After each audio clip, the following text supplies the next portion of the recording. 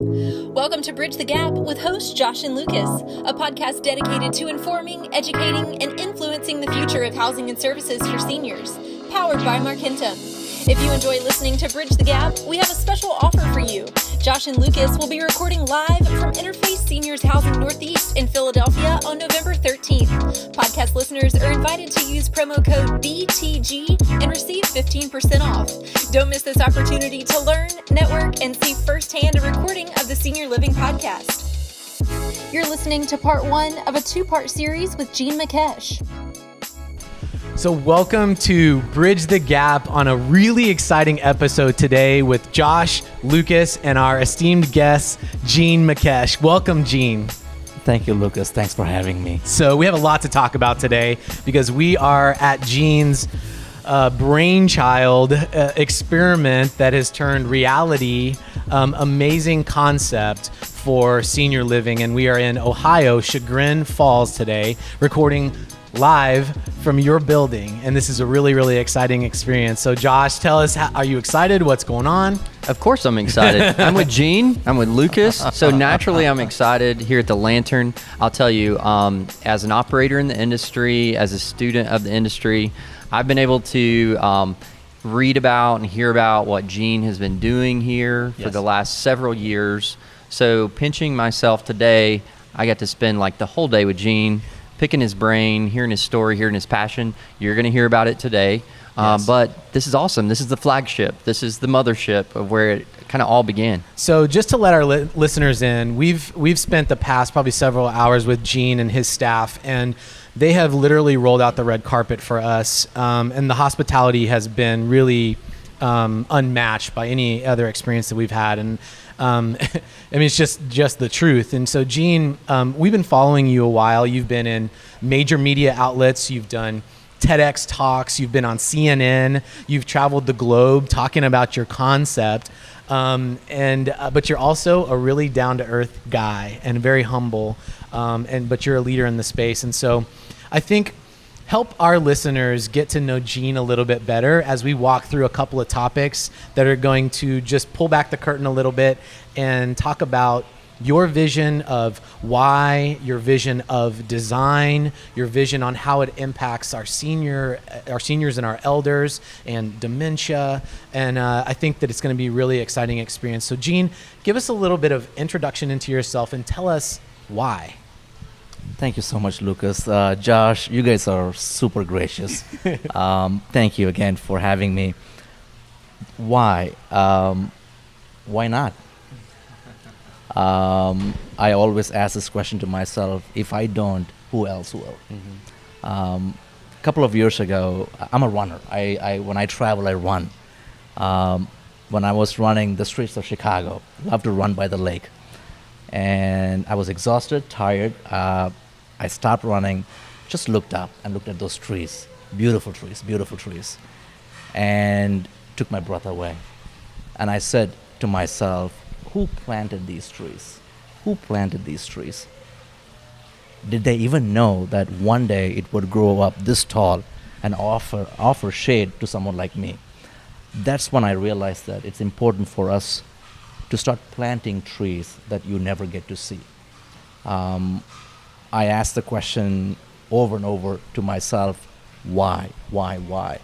And at this time, my mission is just very simple, is to offer hope.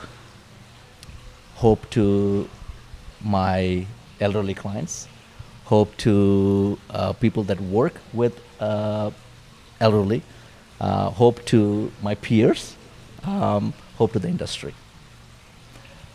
So as I was thinking, you all know that ideas come to you.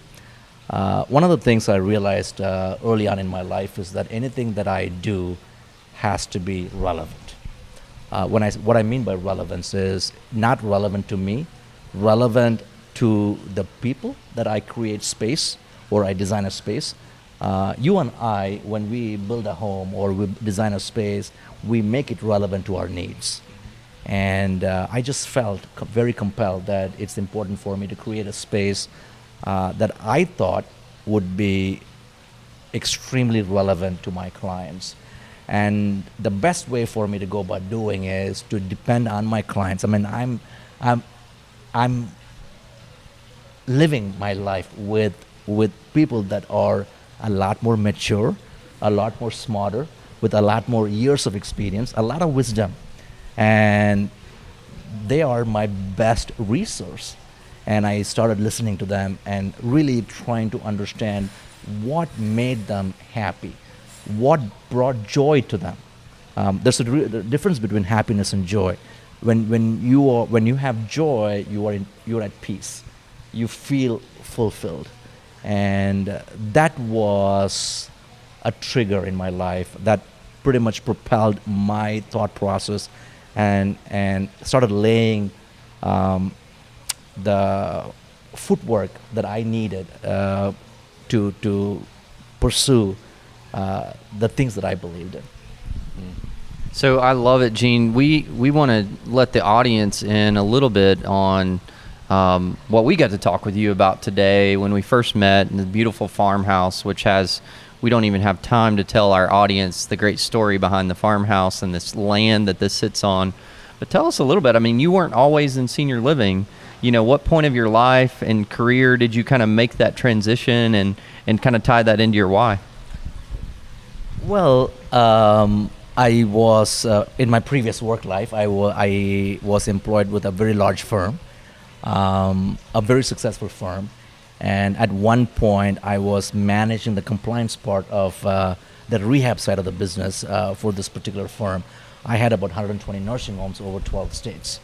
Truly, it was an opportunity for me to get to know my clients, not just from Ohio alone, from Oklahoma, from Texas, from New Jersey, from Wisconsin, people from different walks of life.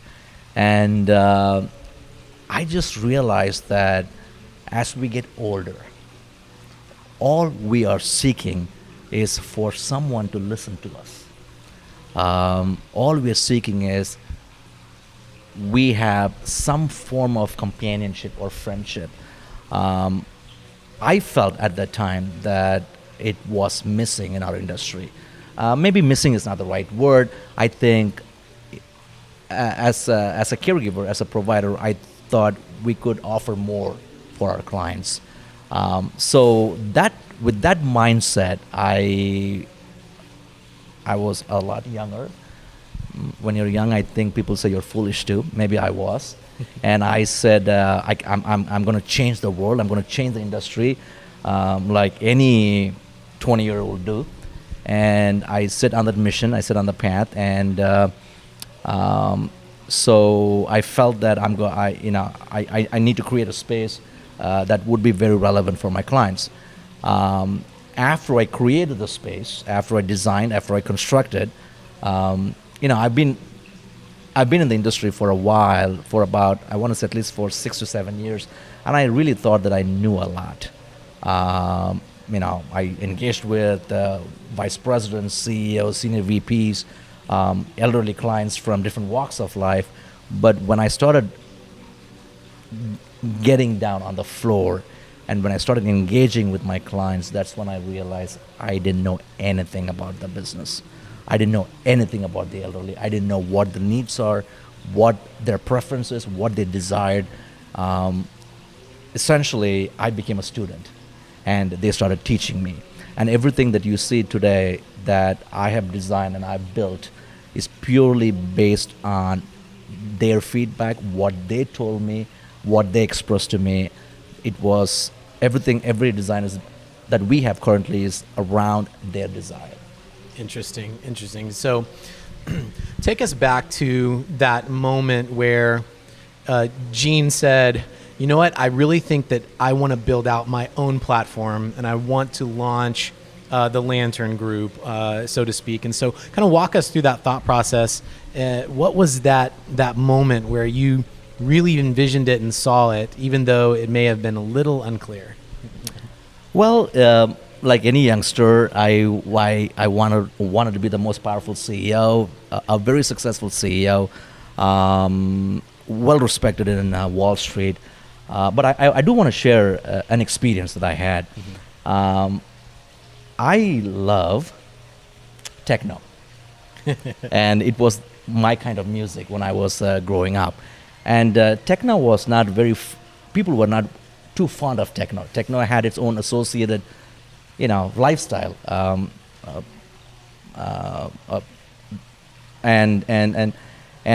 I love techno. And one day in my office, I still remember this day, I was listening to techno. And usually I listen to techno when I'm really stressed out. And I'm stressed out when I'm looking at numbers.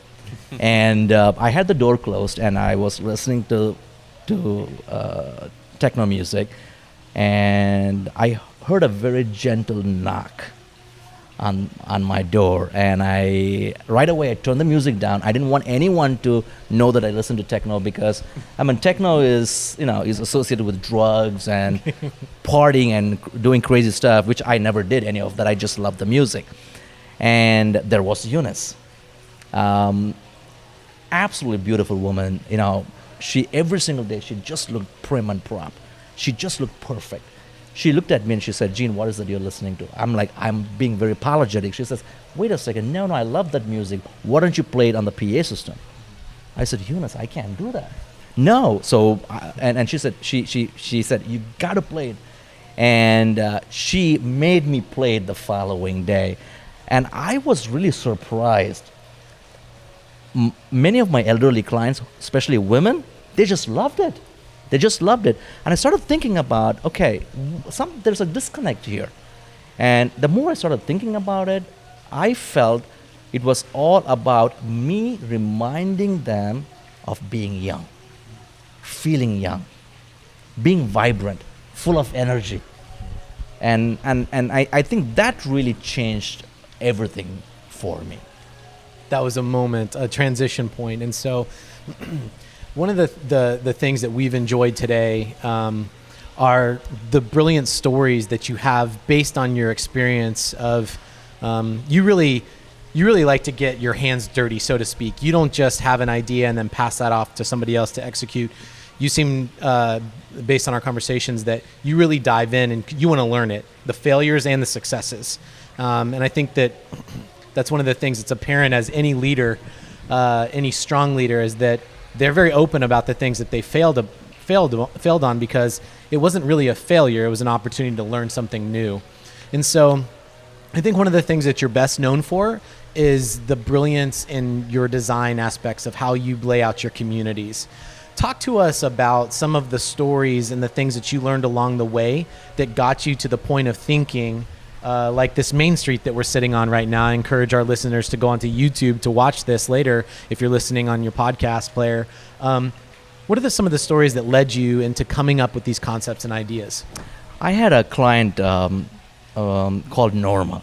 Norma was in her early 90s, absolutely a vibrant lady, and a very successful entrepreneur.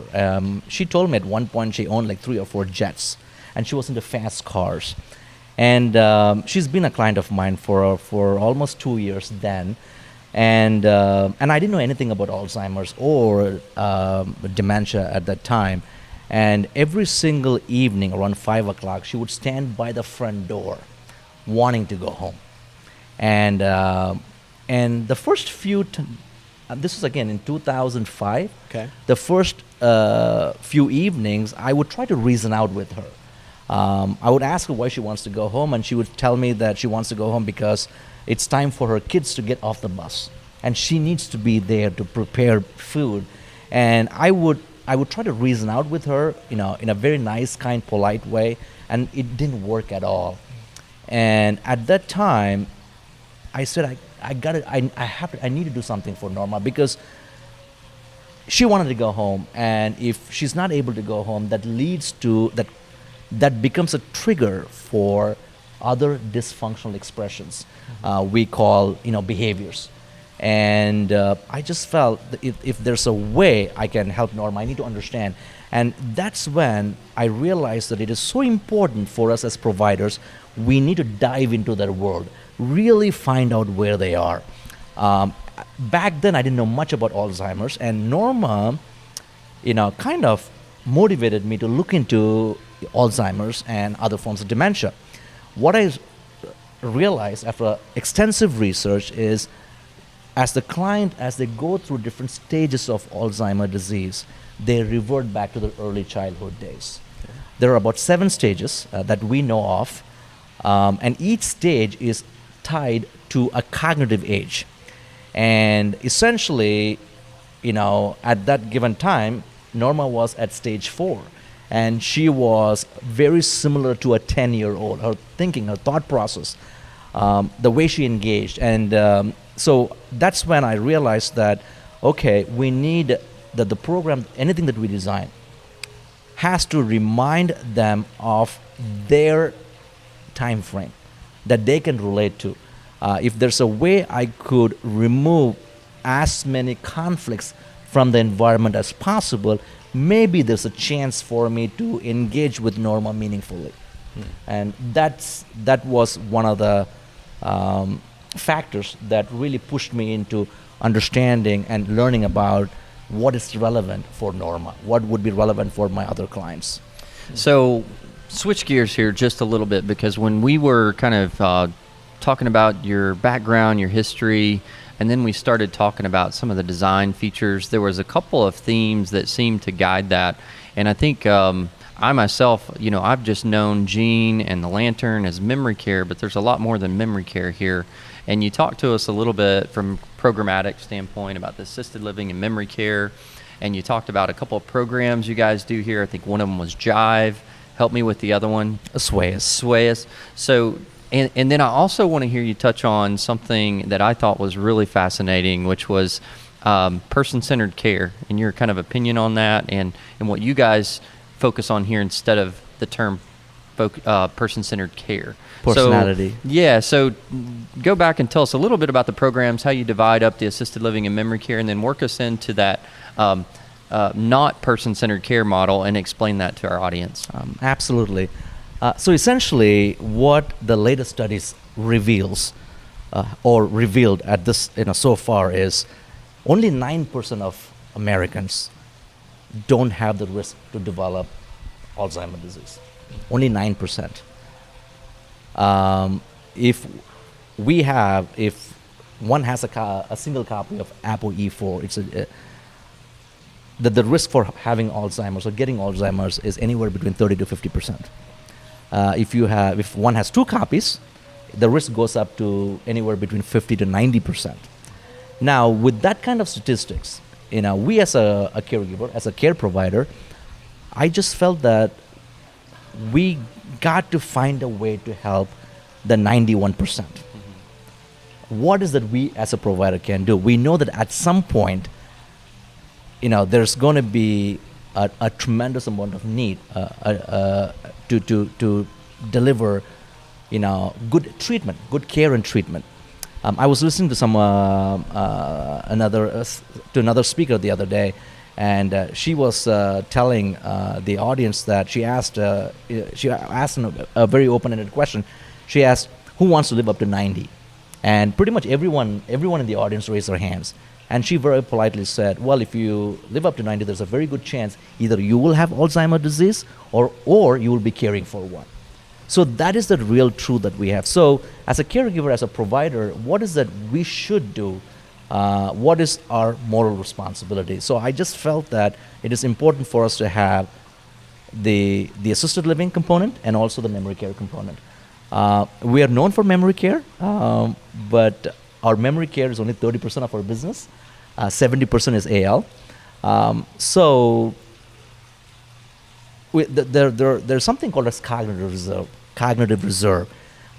There's been a lot of studies, a lot of revelations that have been demonstrated the last couple of years or so. And essentially what it is in a nutshell, you and I have complete control over our functional size of our brain. And it's the way we live our life. It's what we do with our brain, how we keep it healthy, how do we work it every single day. Are we able to create new neural networks? And so I felt maybe, how about coming up with designing a program, potentially on the AL side, that we could use for the 91%, or maybe the 50% or 80%, whatever the number is, can we develop exercises, activities, cognitive activities to prevent the manifestation of the symptoms? And so we developed a program called JIVE, J-I-V-E. It's called JIVE. That's the program that we use on the AL side. So essentially, every single day, pretty much every client is subjected or is taken through that program. So essentially the intent is to increase the blood supply to the human brain, to activate as many parts of the human brain, and to keep the brain healthy. On the memory care side, by the time the clients come to us, some have an established diagnosis, some don't. See, a disease or a medical condition is a problem for you and I only when it prevents us from caring for ourselves or caring for others. When you look at diabetes, high cholesterol, we pop a pill and we're able to care for ourselves, we're able to care for others. It becomes a problem when we're not able to care for ourselves or for others. So the SWAYS program, again, we developed an activity, exercise, brain integration program, and tapping into cerebellum, which is called the mini brain, to see if there's a way we can keep our clients healthy and functional. In other words, can we enable them to care for themselves? And so 2 different programs with 2 different mission and 2 different objectives. Interesting. So fascinating. One of the things I love about Eugene is just how you think and how you process and how you see a problem and how you try to get to the root of the problem. And I love that you're not afraid to be unpopular when you really believe something, and this community, your programming is evidence of that. And we've gone through and talked about several things that maybe you got a lot of pushback on when you first started on that mission. One of the things that I could see is getting a lot of pushback, and maybe you could share, is how you interpret person-centered care. And maybe we've digressed a little bit when we talk about person-centered care and what your approach is here at the Lantern to that. Oh, absolutely. I'm sorry, Josh. You did ask me that question. Well, to me, a person-centric approach or person-centric care should be a given. It's like this. Well, when you check into Ritz-Carlton or a W hotel, you expect a certain level of service, right? It's a given. No one is saying that at the hotel, they don't have a flyer saying that we will treat you as a person when you walk in. Or, the bed sheets are clean, the pillows are fantastic. They don't talk about, that's a given. When you check into a Ritz-Carlton, a W hotel, or a fancy Marriott, it's a given. So in our organization, we just felt that every single client has to be treated as a person no matter what. Right. Now, what I also realized is that, Dr. Barry Riceberg's theory of retrogenesis clearly describes how an individual, as they come down with the disease, they regress back to their early childhood days. When they revert back to their early childhood days, what we have seen personally with our clients is that their personalities come out. And it is important for us as caregivers to know our client's personality. And many times, you and I, who we are, what we are, our personality is formed based on experiences that we had between the ages of 3 and 10. Some say between the ages of 3 and 5, some say between the ages of 3 and 7. But that pretty much defines and really shapes who we are. Now we know that our clients regress back to the early childhood days. They're they're reverting back. So it's so important for us as caregivers, as care providers, to know what their life was like. What did they do? What excited them? What, they didn't find exciting or joyful. It is really important to understand that, and I always use this example. When I go home, I see my wife in the kitchen doing her stuff, and And she looks at me, and she doesn't acknowledge me. She just looks, and I know that something is not right. And We've all had that look. Yes, often. and I go like, okay, well, it's not the best time to ask for a cup of coffee. And the reason is because I know her very well. She knows me very well. My staff that are very close to me, they know exactly when to ask what. Now, that is knowing someone's personality. You know that by being close to each other, by living with one another. Now, when the client reverts back to early childhood days, what we have often seen is their personality. And I know, when we go in to care for them, how do we know that they want to brush their teeth? They want to do a certain thing. Are we compelling, or are we pushing our views that we think is good for them? I'll give you another example. We all have rituals, and I talk about this in my book. Ritual is you and I, every single day, we go through this every single day. I'll take you through my own personal ritual. Great. So I get up in the morning, and I usually pray. And then right after that, I go to my den. I start working. And when it's time to get ready, I go up to the bathroom. The first thing I do is brush my teeth. And as I'm brushing my teeth, I've soaked my cheeks with shaving cream lather, because I want my cheeks to marinate, I should say, so that I can have a good shave. Yeah. Now, so I brush my teeth, I shave, then I take a shower, and what I do is, I'm kind of giving out a lot of personal details here. No, this is good. We want all the we're details. diving deep. Yeah. But it's important for everyone to understand we all have our own rituals. Then I walk into my walk-in closet. I pick up my pants, shirts, my belt, and I get dressed. I do not button my shirt. I walk into back into my bathroom. I blow dry my hair, and then I will button my shirt, tuck it in, and put my belt, go down, grab a cup of coffee, and look for my keys and get out. That is something that I do every single day.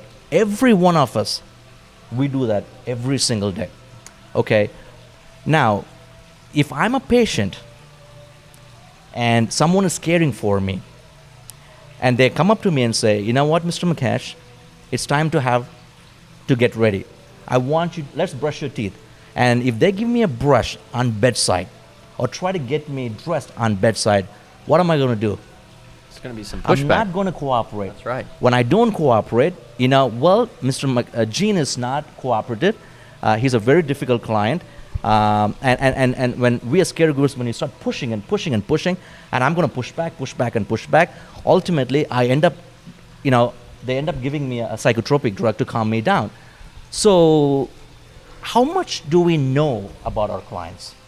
We all have rituals. I have a friend who told me the other day, as I was talking to her about the ritual, she said every single night before she went to bed, she had to lotion up. And one night she was so exhausted, she didn't want to do it. She tried sleeping, she couldn't sleep. She had to get up, do a ritual, and she was able to go to bed. Every one of us have a ritual. Do we know our client's ritual? And I think it's important for us to understand the personalities, the rituals, in order for us to provide the care that our client desires and prefers. I love that. So one of the things that is fascinating to me as we spent time with you today, walking through the community, being fed a wonderful meal by your staff, is how intentional every aspect of it was. And I think as senior living operators, as developers, we all want some, in our day and time, a silver bullet that's like, oh, this is the magic pill, or this is the secret. It's all in the design. But there's a lot of things, and the things that you're touching on, you wouldn't be able to do a lot of the things if you weren't very intentional, for example, in recruiting and retaining and educating your staff. As we'll talk a little bit, here in maybe the next episode about design and things like that. I love that you were even intentional with your staff areas and making wonderful lounges and things like that. And we're going to hear, hopefully, some of the stories of, you touched on psychotropic drugs. That's a big topic. And we all want to know, how we can reduce those, but where's the gap? How are we filling that gap when we remove those psychotropic drugs? What are the interventions and things like that? So looking forward to talking more about that. That was part 1 of a 2-part series with Gene Makesh. Meet Josh and Lucas at Interface Seniors Housing Northeast in Philadelphia on November 13th. Use promo code BTG at registration and receive 15% off. Thanks for listening to Bridge the Gap.